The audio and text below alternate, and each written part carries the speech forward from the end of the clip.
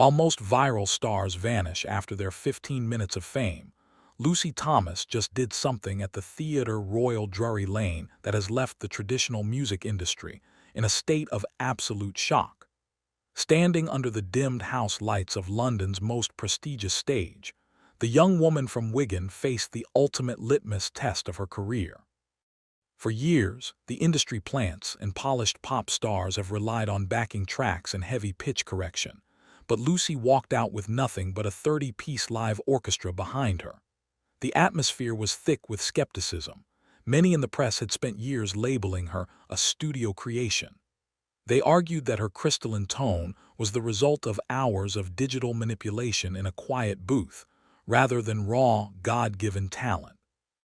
But as the opening swell of Don't Cry For Me Argentina filled the room, the collective intake of breath was audible. This performance wasn't just about a song. It was about survival in an industry that usually chews up and spits out child stars before they hit 20. We've seen it time and again. The prodigy, who hits a wall when their voice changes or the pressure of fame leads to a tragic downward spiral. People were waiting for Lucy to crack, for her voice to thin out, or for the nerves to get the better of her. Instead, she delivered a masterclass in vocal control that felt like a haunting echo of a bygone era.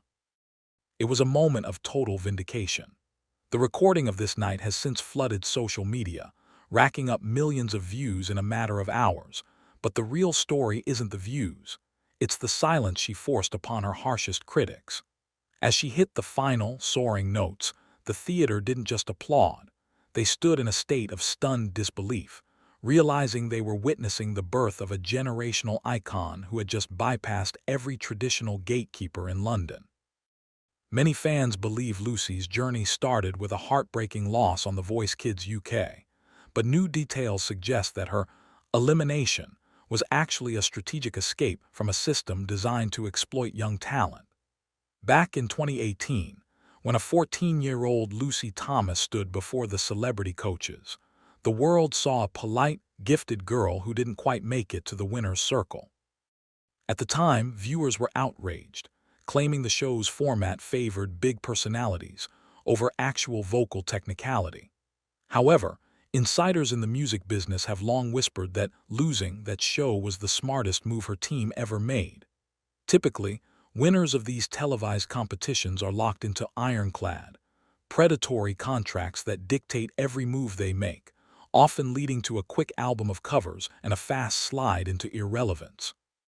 By not taking the crown, Lucy avoided the talent show curse that has claimed so many others. During that period, rumors began to circulate about major labels trying to sign her to deals that would have forced her into a bubblegum pop mold, a move that likely would have destroyed her vocal longevity. Instead, she did something almost unheard of. She went independent. She chose the long game, focusing on building a library of studio albums that prioritized quality over TikTok trends. But this path wasn't without its own controversies. For nearly 3 years, Lucy was largely absent from the live circuit, leading to gatekeeper gossip that she was being hidden because she couldn't perform without the safety net of a studio. The speculation grew so loud that some even questioned if her career was over before it truly began. Little did they know, she was undergoing rigorous vocal conditioning, preparing for a transition from a child performer to a sophisticated soprano, a transition that is notoriously dangerous and has caused many young singers to lose their range entirely. She wasn't hiding. She was armor-plating her career against the very industry that tried to categorize her as just another reality TV kid. Despite having a digital footprint larger than most Grammy winners, Lucy Thomas remains a total ghost to mainstream radio and major award shows, and the reason why is starting to stir up a massive controversy in the recording world. If you look at the numbers, Lucy Thomas is an anomaly that shouldn't exist in 2026. She has surpassed 1 million subscribers on YouTube and maintains a monthly listener count on streaming platforms that rivals established stadium acts. Yet if you turn on the radio or look at the nominations for major music awards, her name is suspiciously absent. Investigative fans have started to point toward a blackout by the Big Three record labels, who are reportedly terrified of the precedent Lucy is setting. She has proven that an artist can achieve global stardom, sell out prestigious theaters, and move massive amounts of physical media without ever giving a percentage of her soul to a major conglomerate. This has created a cold war between independent artists and the corporate machines that have controlled the airwaves for decades.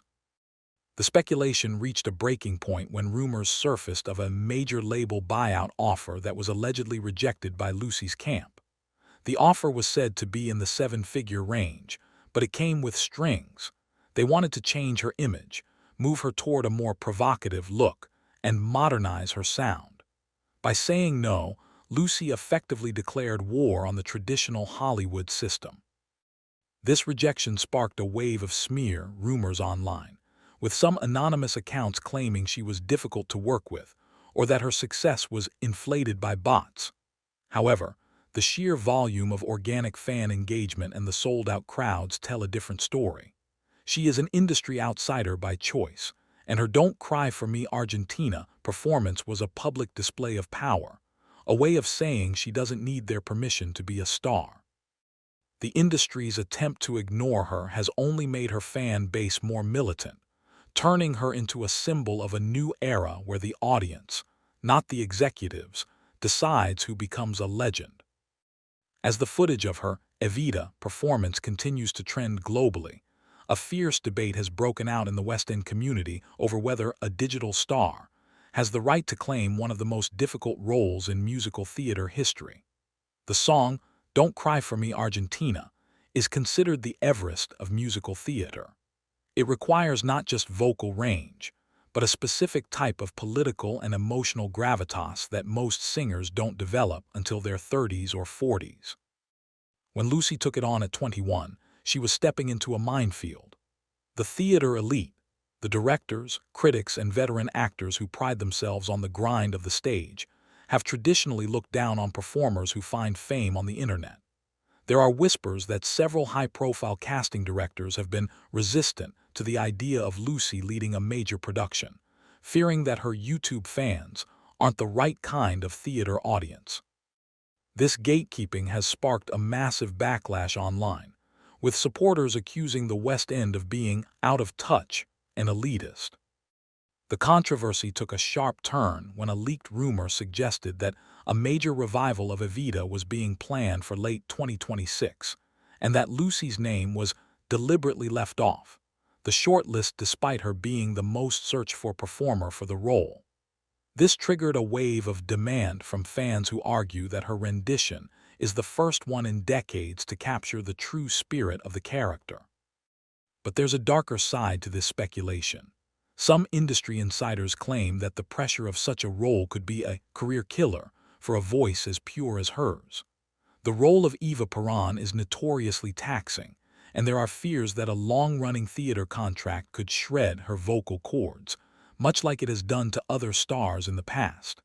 Is the theater world trying to protect her, or are they trying to keep her out of their exclusive club? As the debate rages on, Lucy remains silent, letting the performance speak for itself. But the tension between the old guard of the stage and the new digital era is reaching a boiling point that might just explode when the 2026 casting calls are finalized. Just when everyone thought they had Lucy Thomas figured out, a series of cryptic updates and unverified leaks about her 2026 schedule suggest she is about to make a move that could alienate half of her audience. The current narrative around Lucy is that she is the clean-cut savior of classical crossover music. She's the artist parents feel safe letting their children listen to, and she's the one who brings class back to the charts. However, recent whispers from the studio world suggest that Lucy is tired of the angelic label. There are reports of a secret album in the works that leans heavily into a darker, more contemporary cinematic pop sound. Think along the lines of a James Bond theme meets dark synthpop. While this would show incredible growth, it's a move fraught with danger. We've seen other crossover stars try to go pop, only to lose their original fan base while being rejected by the mainstream, leaving them in a career no man's land. Furthermore, the logistical mystery of her upcoming 2026 European tour has fans worried. Why are the venues so much larger than before? And why is there a total media blackout regarding her opening act? Some speculate a massive collaboration with a surprising and potentially controversial mainstream artist is in the works. This has led to a divide in her inner circle of fans. Some are terrified she's being corrupted by the desire for pop stardom, while others believe she is the only person talented enough to bridge the gap between high art and commercial success. The stakes couldn't be higher. If her next move flops, she risks becoming a one-hit wonder of the viral era. But if she succeeds, she won't just be a singer. She'll be the blueprint for how every artist in the future will have to operate. As the world watches her London performance on repeat, the real question isn't how she sang those notes. It's what those notes were actually signaling: the end of an era or the beginning of a revolution.